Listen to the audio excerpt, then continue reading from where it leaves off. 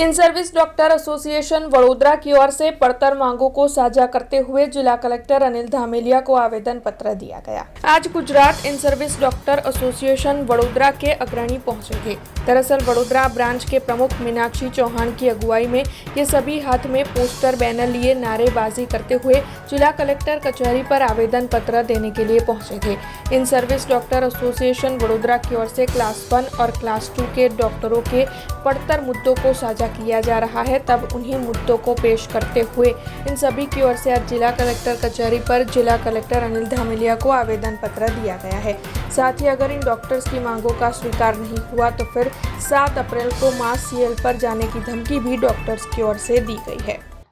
આજના આવેદનપત્ર જે આપવામાં આવ્યું છે માનનીય કલેક્ટર સાહેબને, એમાં અમારા જે ક્લાસ 1 ક્લાસ 2 ડૉક્ટર્સ છે, તબીબો, એમની ઘણી બધી માંગો છે જે ઘણા સમયથી પેન્ડિંગ છે, જેમ કે અમારે સેવા સળંગના હુકમો,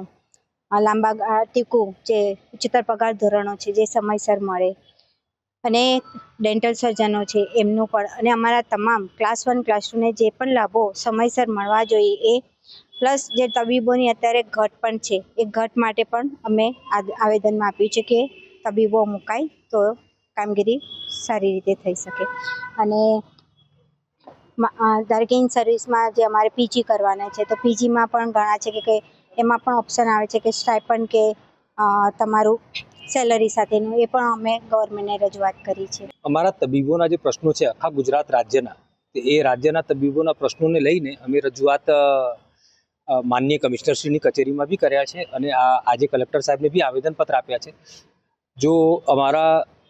હક્કો જે અમને હક્કો મળવા પાત્ર છે, જેમાં ટીકુ કમિશનના લાભો છે, અમને અમારા સિનિયોરિટી લિસ્ટ 7-8 વર્ષથી બહાર નથી પડ્યા,